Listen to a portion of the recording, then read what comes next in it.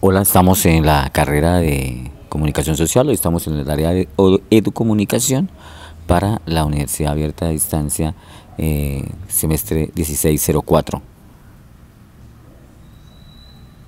La realidad conceptual, estamos viendo cómo el hombre, su necesidad de comunicarse, su necesidad de crear esa forma, esos modelos, esos estilos de comunicación, lo fueron llevando a desarrollar diferentes alternativas, ¿no?, para comunicarse. Inclusive desde la época de los faraones ya se enviaban edictos que eran proclamados por ellos y era una manera de comunicarse, los leían a la gente hace más de 2400 años, ¿no? Aquí vemos un poco los inicios de la comunicación, cómo nace la prensa, cómo nace la televisión, cómo nace la radio, cómo nacen esos distintos formas y modelos de comunicarse, que iniciaron pues de una manera muy básica, muy elemental, pero llegaron a convertirse en lo que tenemos ahora en este momento. En las bases conceptuales, pues el hombre, como les estaba contando, tiene la necesidad de comunicarse, necesita expresarse, empieza a cambiar los gestos, los signos y esas diferentes formas que tiene de comunicarse por palabras, empieza a organizar la escritura, la lectura, aparecen las primeras formas de escritura, el hombre desarrolla lo que ya conocemos como el alfabeto y empieza ya a escribir, a plasmar toda esa educación. Aquí tenemos los modelos tradicionales de educación, ¿no?, que es el receptor, el mensaje, el emisor, perdón, el receptor y el mensaje, es el modelo tradicional. Aquí vemos en el centro cómo desde la época de los egipcios hasta nuestra era se está desarrollando la comunicación, esta era de la tecnología y la comunicación digital. Vemos cómo nosotros pues estamos intercomunicados desde cualquier tipo, desde cualquier espacio y a través del celular en cualquier parte. También están los modelos de comunicación, porque hay diferentes formas de comunicarse que las han estudiado muchos expertos para determinar ese modelo. Siempre hay un receptor en la comunicación, siempre hay una persona que recibe toda esa información y que es la que está recibiendo lo que le va llegando y tratando de traducirlo para compartirlo. En este momento, en esta época, estamos hablando de un modelo más participativo, donde ya el receptor también comparte información, recibe pero también comparte y se está haciendo más participativa, ¿no?, esta comunicación. Pero siempre habrá un receptor que reciba o habrán unos receptores que reciban toda esta información que se genera desde diferentes puntos, ¿no? Aquí hablamos de las formas de comunicación, vemos los MOOC, que son una manera bastante importante de educación, lleva mucho tiempo en el mercado. Yo he hecho varios seminarios y talleres en los MOOC, he estudiado fotografía, he estudiado video en la Universidad Nacional Abierta de México, unas carreras interesantes, unos cursos cortos que me han costado 17.000, 20.000 pesos para poderme certificar. Entonces los MOOC siempre han estado en el mercado y son una forma de educarse. También tenemos la educación virtual, que es la que nosotros conocemos en la UNAL. Y aquí ya vamos a hablar de la educomunicación, ¿no?, que es la educación y la comunicación, y que están mezcladas las dos. Es una forma de unir y mezclar las dos y que tiene que ser muy interactiva. La educomunicación es esa manera en que nosotros utilizamos la comunicación para educarnos. Aquí estamos intentando abrir un video muy interesante donde vamos a hablar un poco de quiénes son los precursores de la comunicación, pero pues hay como unos problemas en el internet. Estoy acá intentando comunicarme, intentando abrir el link. Vamos a ver si me lo deja abrir, vamos a ver un poquitico a más. Y les estaba contando entonces que la educomunicación es la forma en la que se empieza a comunicar el hombre a través de la educación.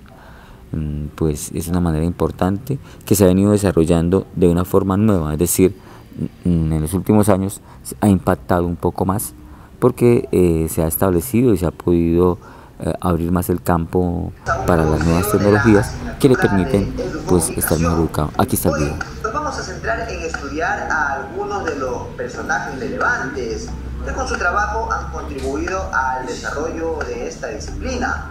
No es que todos estos personajes se puedan considerar como educomunicadores, sin embargo sus aportes de una u otra forma han contribuido al desarrollo de un marco teórico que ha permitido fundamentar esta disciplina.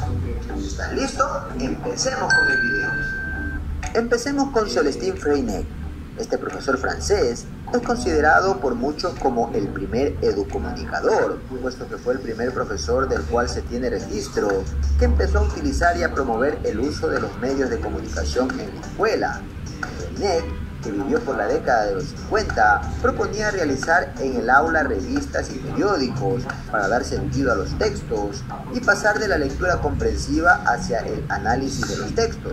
Promovía también las conferencias de los alumnos, en las que ellos debían expresar sus conocimientos, opiniones y sentimientos ante sus compañeros, acompañados por ilustraciones, cuadros y proyecciones. Para Reinet, el lenguaje y la comunicación juegan un papel fundamental en los procesos educativos, porque permiten que los alumnos piensen y se expresen.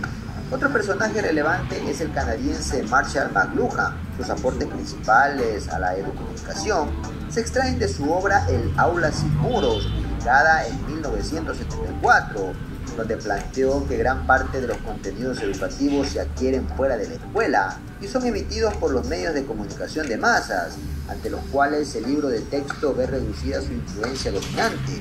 Por tal motivo, planteaba que los educadores deben convertir los medios en instrumentos de participación del alumno, es decir, deben incorporarlos a sus actividades de enseñanza.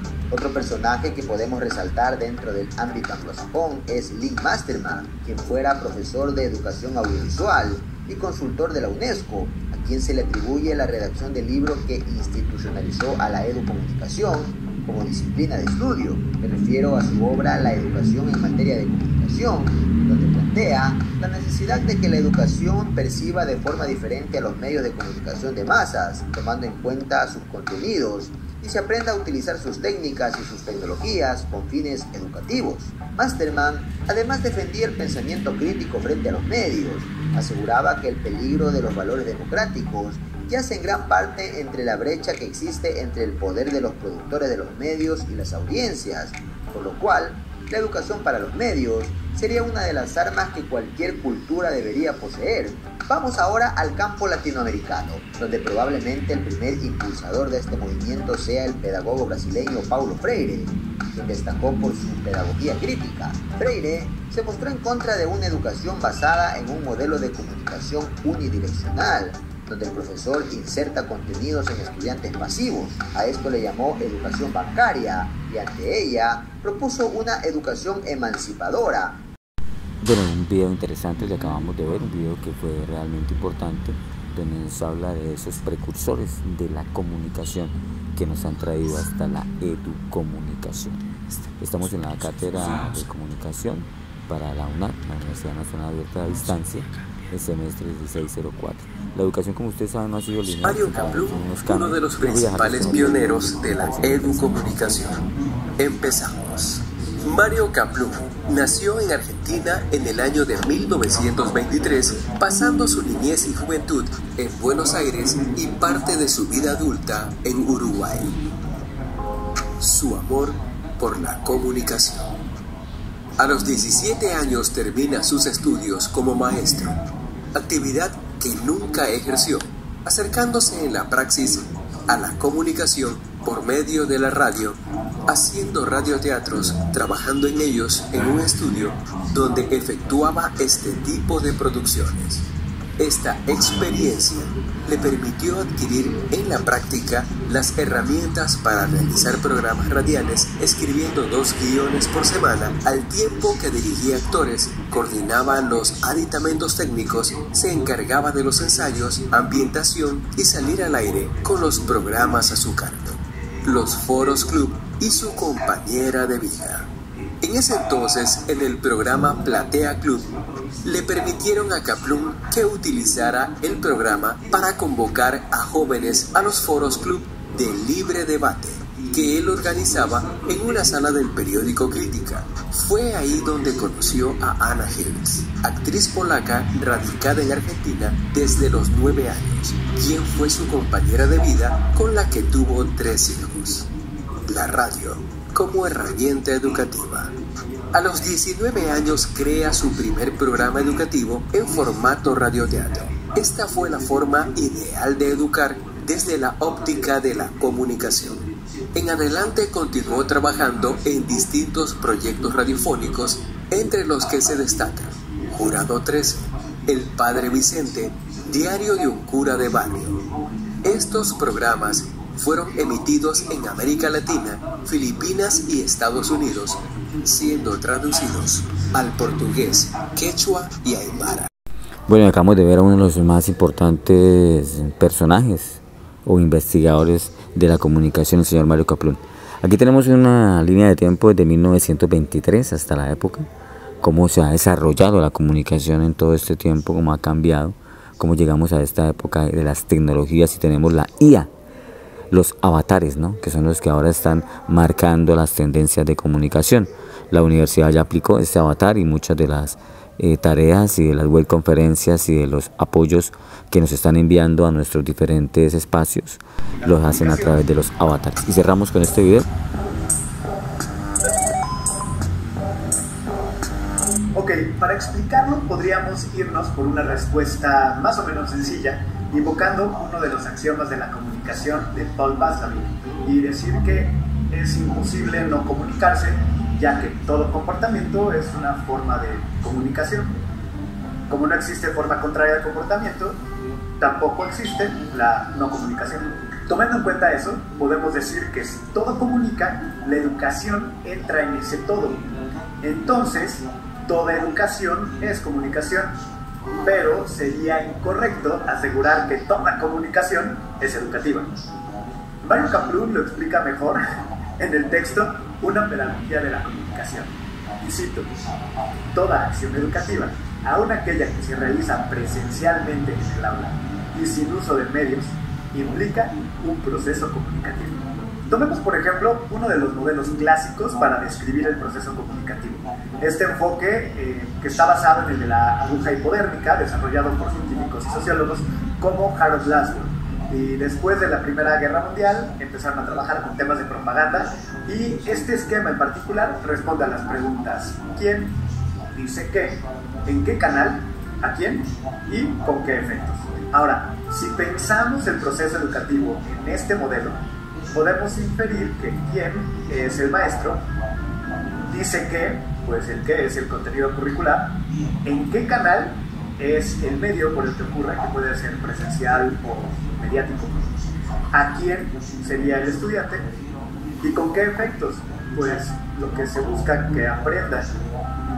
Ahora, si revisamos críticamente este modelo, podemos encontrar al receptor como un ser pasivo y podría considerarse un esquema asimétrico, mecánico y hasta manipulador.